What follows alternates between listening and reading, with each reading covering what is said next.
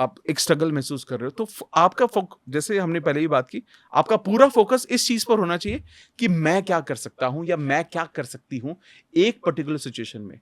अगर आपकी किसी से नहीं बन रही, हस्बैंड से नहीं बन रही, तो आप ये देखो कि how do I see myself grow in my life, मैं कैसे देख सकती हूँ।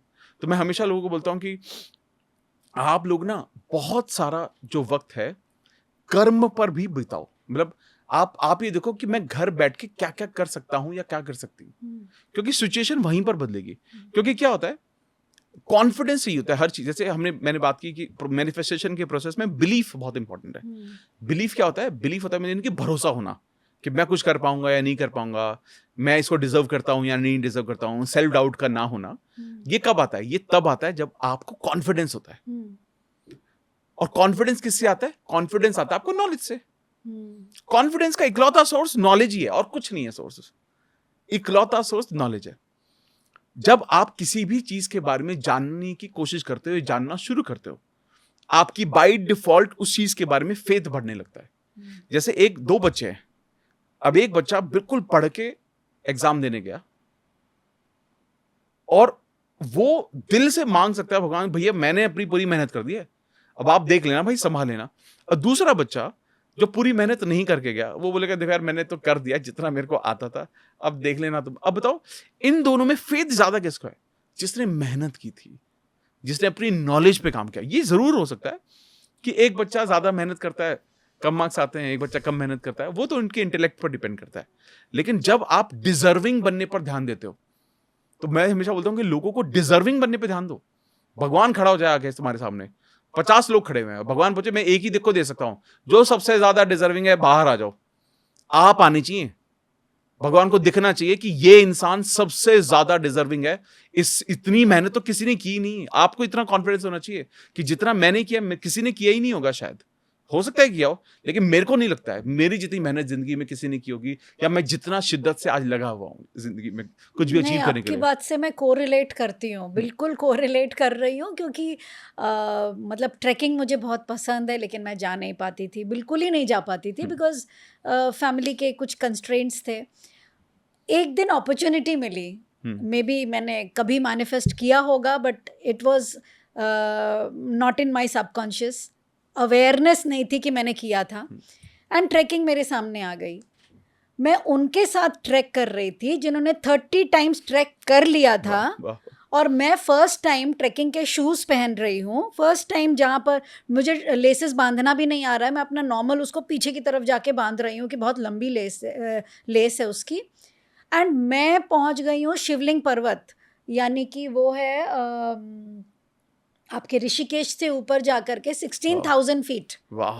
16,000 फीट ऊपर मैं जा रही हूँ, हिमालयस के जो रेंज है, जो माउंट एवरेस्ट की ट्रैकिंग के ही बराबर पैरेलल चलती है, मैं वहाँ चली गई हूँ। एंड देन आई रियलाइज्ड कि अगर आप स्पिरिचुअल जर्नी में जा रहे हैं, आप किसी भी एक चीज़ पर अपना एफर्ट्स लगा रहे हैं, जैसे खाना बनाने के समय खाने से प्यार करके उसको सात्विक बना रहे हैं, या आप योगा करके अपनी बॉडी से प्यार करके बॉडी को सात्विक बना रहे हैं, कर्म से प्यार करके अपने ऑफिस को सात्विक बना रहे हैं, तो इवेंचुअली जो एफर्ट्स आप किसी भी लाइफ के एक स्फीयर में करेंगे ना, दूसरा स्फीयर भी ऑटोमेटिकली आपको ताकत देगा।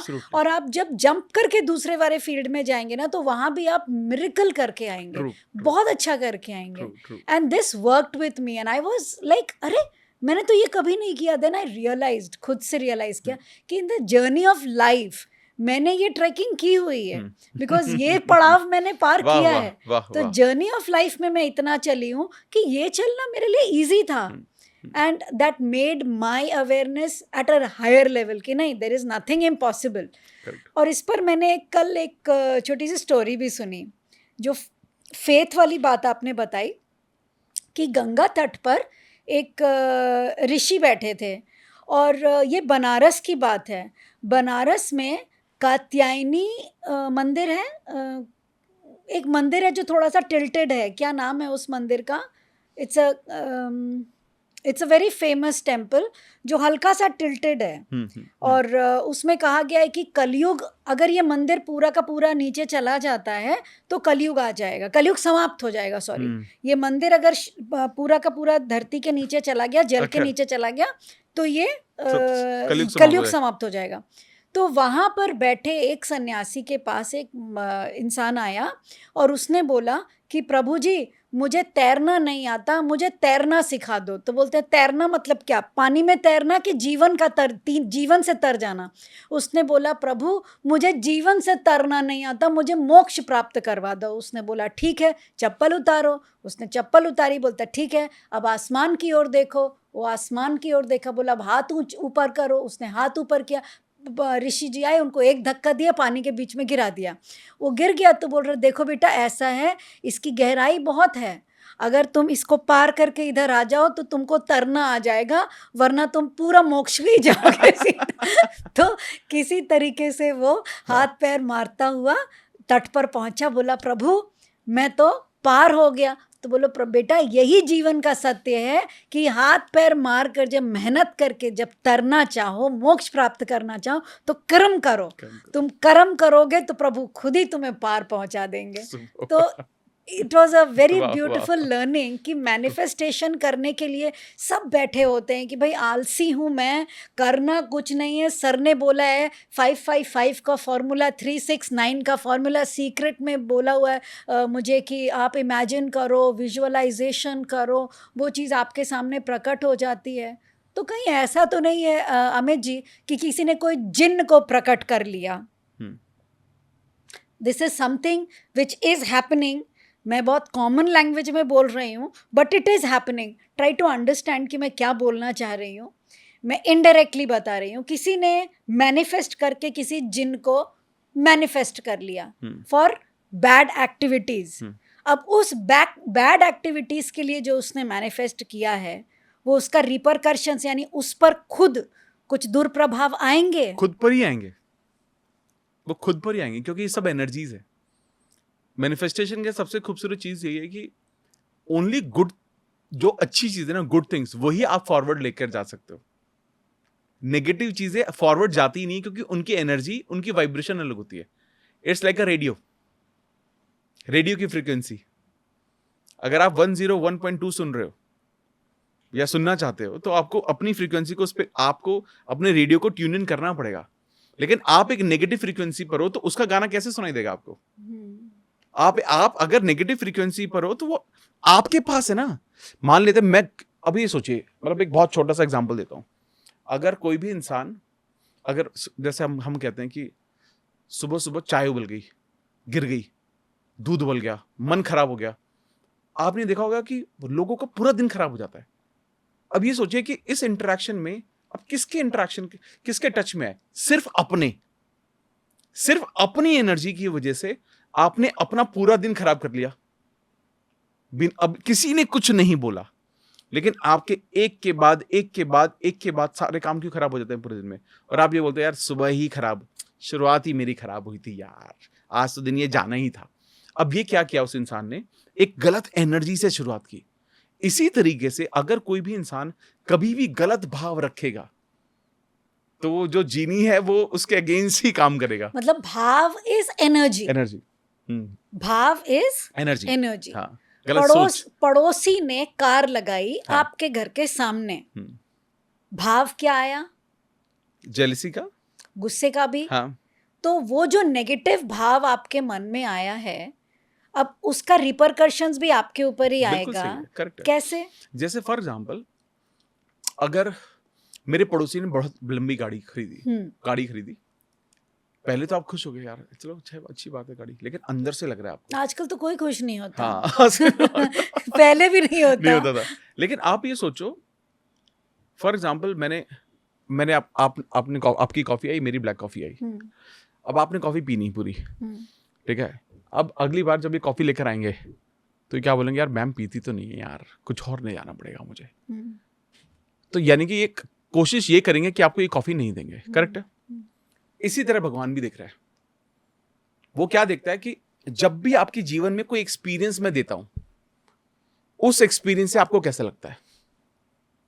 तो आपने देखा एक अमीर आदमी जो सक्सेसफुल है, जिसे नई गाड़ी खरीदी, अब आप उसको देखकर खुश नहीं हो, तो भगवान को क्या लग रहा है? ओहो, अच्छा इसको ना अच्छा नहीं लग रहा, यानी कि इसको वो चाहिए नहीं। इसको वो चाहिए नहीं, तो चलो मैं ध्यान रखूंगा, इसको ये सब नहीं देना है। ये मनी मैनिफेस्टेशन में सबसे ज्यादा गलती लोग यही करते हैं, सबसे बड़ी गलती। आज के वक्त में बहुत सारे लोग ये ऐसा चीजें बनाने की कोशिश करते हैं, वो सक्सेसफुल लोगों के अगेंस्ट बहुत सोचते हैं। अरे आप मान लो आज के टाइम में 24-25 साल के लड़के को मर्सिडीज चलाते हुए देख लिया, क्या सोचेगा कोई? अरे यार इसके माँ बाप ने दी होगी, बहुत होगा पैसा उनके पास। कभी ये नहीं सोचेंगे कि यार हो सकता है इसी ने मेहनत की हो यार। आज के टाइम में तो है 25-25, 26-26 साल के बड़े बड़े गाड़ियों में बैठने वाले, रोलेक्स पहनने वाले बहुत बहुत लोग सक्सेसफुल लोग हैं। और मैं बहुत सारे लोगों से मिलता हूं तो मेरे को पता है कि मतलब इट इज आज के वो जोन ही नहीं है, टाइम एज का तो कोई फैक्टर ही नहीं है। लेकिन ना मेरे हर एक्शन से, हर रिएक्शन से ये समझ में आ रहा है भगवान को कि इसको क्या देना है और क्या नहीं देना। क्योंकि ये तो वही है, जैसे फॉर एग्जाम्पल आपका बर्थडे आया, जन्मदिन आपका आया, और वहाँ पर मैं आपसे हम दोस्त बन गए, अच्छी बोलचाल है हमारी, तो आपका बर्थडे आया तो मेरे को यार साड़ी यार कितनी सुंदर लगती है, आज जैसे आप बहुत सुंदर लग रहे हो, ठीक है, साड़ी कितनी सुंदर लगती है, तो मैं आपके बर्थडे पर साड़ी लेकर आ गया। आपने मुझे बोला अमित यार मेरे पास यार ऑलरेडी इतनी सारी साड़ियाँ थी यार, तू कुछ और ले आता है यार।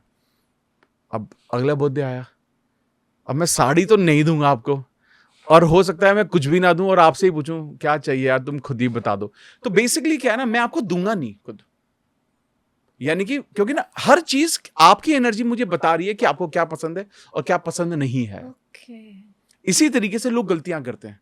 आज के टाइम में जब किसी सफल आदमी को देखते हैं तो वो खुश नहीं होते अंदर से, और ये सबसे बड़ा कारण है, सबसे बड़ा कारण है। लोग अपने पास से पैसों को दूर करते हैं।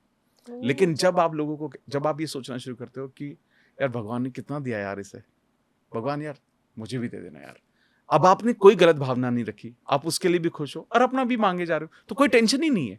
तो भगवान को पता है कि यार इसको देख कितना अच्छा लग रहा है, इसको देख कर यार इसको भी दे दूं, देखो इसको तो कुछ दिया ही नहीं जीवन में, मैंने आज तक कुछ दिया ही नहीं है, अभी इतना खुश है ये, तो इसको थोड़ा दे दूंगा तो कितना खुश हो जाएगा। तो भगवान फिर और देता है। और ऐसे मेरे पास आज के टाइम में, क्योंकि 15-16 साल से मैं बात कर रहा हूं लॉ ऑफ अट्रैक्शन मैनिफेस्टेशन में, हजारों लोग हैं मेरे पास ऐसे जिन्होंने सिर्फ अपनी एनर्जी को बदल के चीजों को बदला। सिर्फ मैं एक छोटा सा और एग्जांपल देता हूं। बहुत सारे लोग रिलेशनशिप की बात करते हैं, they want to manifest a good partner, कोई क्लैरिटी नहीं है कौन चाहिए, but they want to manifest. But वो जब लोगों को देखते हैं ना, अलग निगाहों से देखते हैं। कोई सुंदर कपल दिखता है, गलत फंसा लिया भाई, देखना लड़का कैसा है, लड़की कैसी है, लड़की कैसी है, लड़का कैसा है। अब यानी कि ना आप अपनी एनर्जी ठीक नहीं कर रहे हो। ऐसे लोगों के साथ बहुत गड़बड़ होती है, उनके लिए किसी को भी इंसान को मैनिफेस्ट करना बहुत मुश्किल होता है।